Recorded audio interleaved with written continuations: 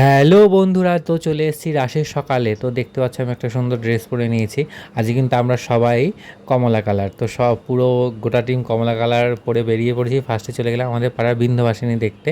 এটা হচ্ছে আমাদের পাড়ারই পিছন দিকে হচ্ছে আর কি। আর তারপরে চলে গেলাম ভদ্রাকালী। তো ভদ্রাকালীর তো এই নৈবেদ্যটাই দেখার মতো, বড় বড় ধূপ থেকে শুরু করে কত রকমের নৈবেদ্য দিয়ে সাজানো হয়। তো ভদ্রাকালীর নৈবেদ্যটাই কিন্তু এত বড় হয়। তারপরে এটা কালিয়া দমন চলে গেলাম। তারপরে চলে গেলাম মুক্তকেশী। নাপিতপাড়ার যে মুক্তকেশী প্রচণ্ড জাগ্রত ঠাকুর, তো এই মুক্তকেশী দেখে আমরা বেরিয়ে গেলাম নন্দীপাড়ার মহিষমর্দিনী, যেটা তোমাদের আগেও দেখেছি, আমাদের রুটটা এদিকে পড়েছিল তাই আরেকবার দেখালাম। তো তারপরে পড়েছিল নরসিংহ, তারপরে অন্নপূর্ণা। তো এই দেখতে দেখতে আমরা সবাই মিলে, দেখতে পাচ্ছি সবাই একই রকম পোশাক, একই কালার আর কি। তো তারপরে চলে গেলাম পাঁচ মাথা। তো পাঁচ মাথার যে দুর্গা ঠাকুরটা হয় মহিষমর্দিনী, তো ওইটা দেখে আমরা চলে গেলাম। এটা হচ্ছে প্রণবানন্দের সামনে যে শিব, শবশিব আর কি, তো সেইটা আমরা দেখলাম। তারপরে কৃষ্ণ মাতা, যেটা যেখানে জোড়া ঠাকুরটা হয় রামসীতাপাড়া। তো এই দেখো জোড়া ঠাকুরের মধ্যে এটা হচ্ছে দুর্গা আর এটা হচ্ছে বামাকালী, দুটো কিন্তু পাশাপাশি হয়। তারপরে চলে গেলাম ষড়ভুজ মহাপ্রভু।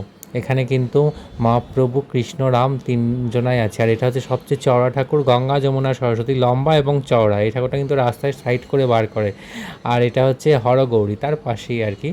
তো এরপরে চলে গেলাম ভদ্রাকালী, কিন্তু হরিষাপাড়ার ভদ্রাকালী এই সেই ঠাকুর, যে ঠাকুর আগের বার একটা বিপত্তি ঘটেছিল, কিন্তু এবার কিন্তু খুব সুন্দর করেছে, পুরো গৌরাঙ্গিনী স্টাইলে করেছে মুখটা। তারপরেই চলে এলাম গৌরাঙ্গিনী, মানে ভদ্রাকালী আর গৌরাঙ্গিনীর মুখ কিন্তু প্রায় একই। নবদ্বীপের রানীমাকে দেখতে চলে এলাম সকাল সকাল। খুব একটা ভিড় পাইনি, কিন্তু আমাদের পিছন পিছন কিন্তু ভিড়টা শুরু হচ্ছিল। এবার কিন্তু গৌরাঙ্গিনীর পাশ দিয়ে এই শাড়িটা দিয়েছে, এটা কিন্তু প্রতি বছর থাকে না। এবার চলে এলাম বাগচিপাড়ার মুক্তকেশী। সেটা কিন্তু লম্বায় খুব বড় হয়, চওড়ায় বড় হয় না, কিন্তু অনেকটাই বড়। তারপরে এটা কিন্তু আগমেশ্বরী পাড়ার মহিষমর্দিনী, এবং তারপরে আমরা হাঁটছিলাম রাস্তা দিয়ে, কারণ অনেকটা রাস্তা কিন্তু আমরা কভার করে নিয়েছি। তারপর পার্থসারথী দেখে নিলাম, তারপরে পোড়ামাতলায় চলে এলাম। পোড়ামাতলায় কংসমণি কালী, যেটা কাঁসাই কালী, এটা কিন্তু সবার ফার্স্টে কালকে আরণে বেরোবে। আর এটা হচ্ছে পোড়ামাতলায় মহিষমর্দিনী, যেটা কিন্তু 4 দিন ধরে পুজো হচ্ছে, আজকে নবমী, কালকে দশমী। আর এটা হচ্ছে বিশ্বজননী মাতা, একটু অন্নপূর্ণা স্টাইলেরই, কিন্তু অন্নপূর্ণা নয়।